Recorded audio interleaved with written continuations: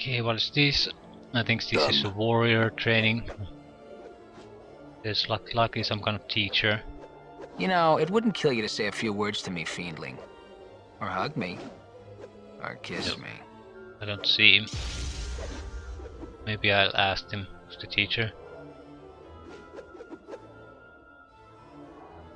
What is this place? Where's the trainer? Yeah, who is I? We already trained with him. Got a bit more armor class. Okay, All right. this seems to be another lecture. We'll go with this truly, see if it's of anything relevant. Worker or warrior, an aura of weary despair seems to hang about him. He appears to be giving a lecture at the moment. Yes, they. Right, now listen up. This is the seminar of the war. You're and to listen about the blood war. Yeah. If you're not, and you're in the wrong all, and you'd best hump your soft, comfort-loving Sicilian limber stems out of here. Okay, blood war. I want to hear this. And basically, it tells about the war between the Tonari and Batsu. It's an eternal war between two different kinds of demons, other chaotic, other lawful. I'm not gonna read this if there isn't something much more relevant than that.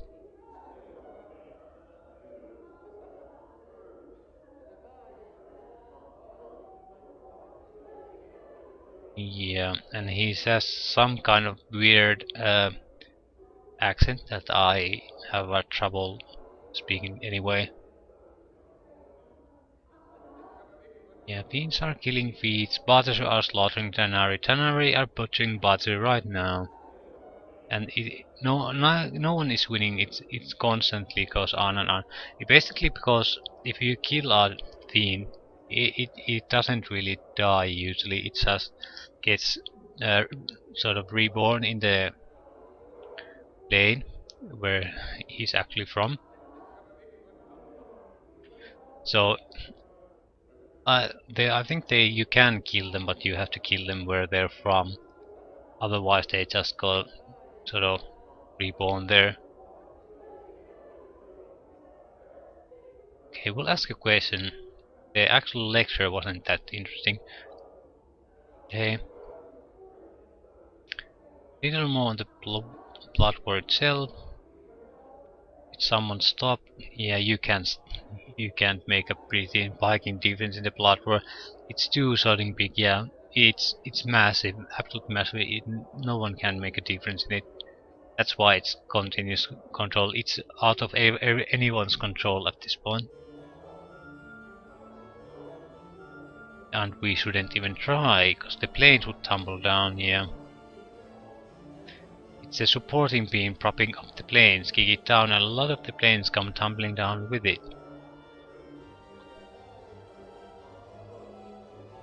Besides, as some say, war's great for business. Are you alright? You seem pained. Yeah. I'm no priest, nor would I want to be, but hear this.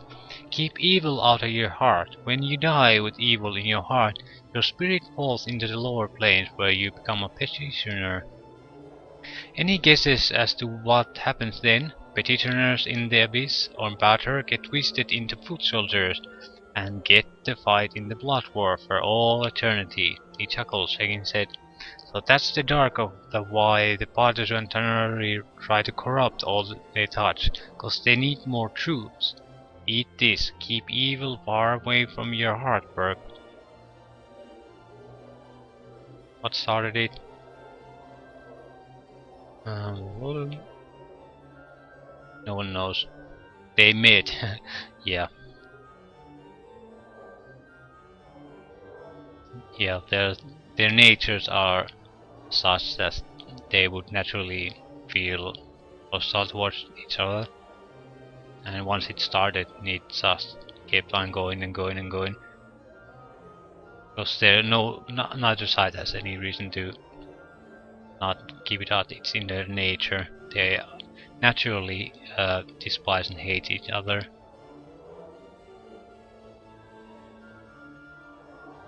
Yeah, is nothing really interesting. Or new, rather. Why does one get hired in the Blood War? Yeah, they hire, both sides hire mercenaries. Yeah.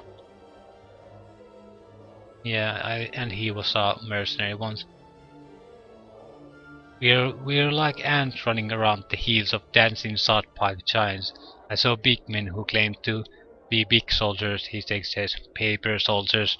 Walls of furnace for them makes them wake up or burn. How do you survive? Well, that's the thing I won't speak of, Cutter. Suffice to say, a man does what's to do to escape the war. But a woman named Rishika told me you had to murder your own men to escape the war. The man's face becomes red with anger. Watch your mouth, Cutter. That's a lie. Foul, foul lie. Are you barmy joining with the fiend over the war and believing it? That's what he told me. I didn't say I took it as true. I'll tell you what happened, Berg. He sighs and calms down a slighter. I was part of the company of the Blazing Effigy. A part of its original number was 53 mortal mercenaries, though only 9 of us remained. Camped somewhere in Everness, we were awaiting reinforcement for the next battle. Well, my tour was nearly done then, in fact. I was to leave after that battle. The trouble was, had I died there, I would have been Tails forever. Too much blackness, too much evil in my heart. I would have ended up a petitioner in Bajor, an eternal soldier in the war. He shudders at the thought. So what happened? Me and 2 other lads fled like dogs, that's what happened. We scurried across the plain for a handful of days before we came to this great pillar of living edge. An awful sight. It was. They jabbered and hissed at us, calling for us to come closer. That night I stole away from the others and went to talk to the pillar. I asked this pillar how I might be freed, how I might escape Bajor, and it told me in exchange for the 2 of my brothers. He's quiet for a moment, biting on his knuckles as if fighting back tears. To me, at the time, it was just math. Yeah. Yeah, that's a terrible choice to be forced to make.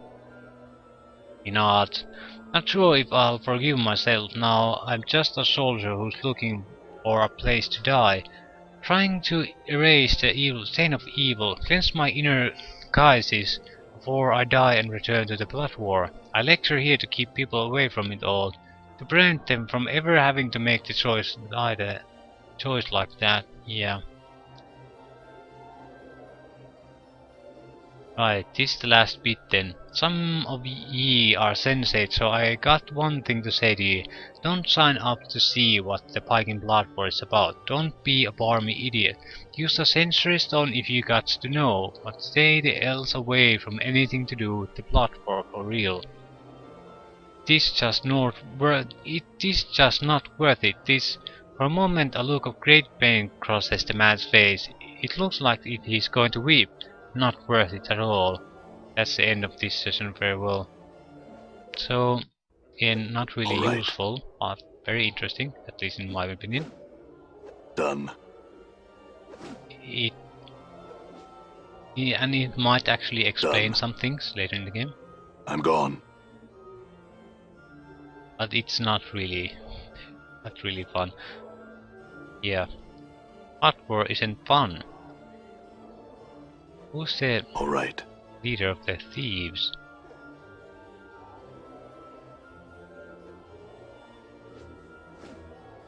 Okay, what is this place? Where's the trainer? My journal. Probably wandering the world right now. Someone upset him and he's thrown out of the Westfall, swearing like nobody's business. His name's Havelock, Eli Havelock. He's a thin, medium height, dark hair, water skin and sharpy features. Eli Havelock. I'm gone. Haven't seen him. Done. No. Okay, another lecture. We'll see what it's about. Death's Advocate. Siglians, welcome, please take your seat and listen to the darks of which I speak. Okay. Yeah. What is he about? Death, it is what awaits you at the end of life's journey. It is not an end, but a beginning. A beginning of more suffering. Okay. We'll keep listening. When you die, you shall not cease to exist. No, far from it. The outer plane shall become new. Yeah. A new life, one such you have never known, awaits you. That's for sure. Looks like we know where we both are going to end up when we die. Yeah, I'm not gonna talk with him. He hunches over, his eyes dart back and forth, and perhaps ye have lived a life of bloodthirsty evil, contemptuous to your fellow man, laying others low, doing as you please, without a care for who or what you hurt. Yeah, then you go to the lower planes. Better abyss.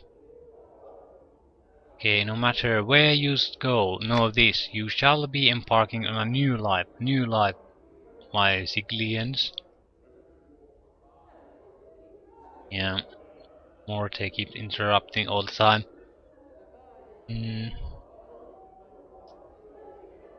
You shall be able to start anew without the burden of memory of your past life. Your sole goal, if you will, is to merge with this new plane that you are on, becoming one with the ideas and very substance of the plane itself. Yeah.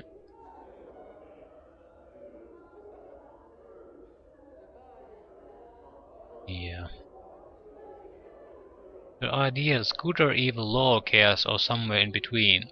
As you approach the alignment of the plane, your journey will end as you become part of the plane itself.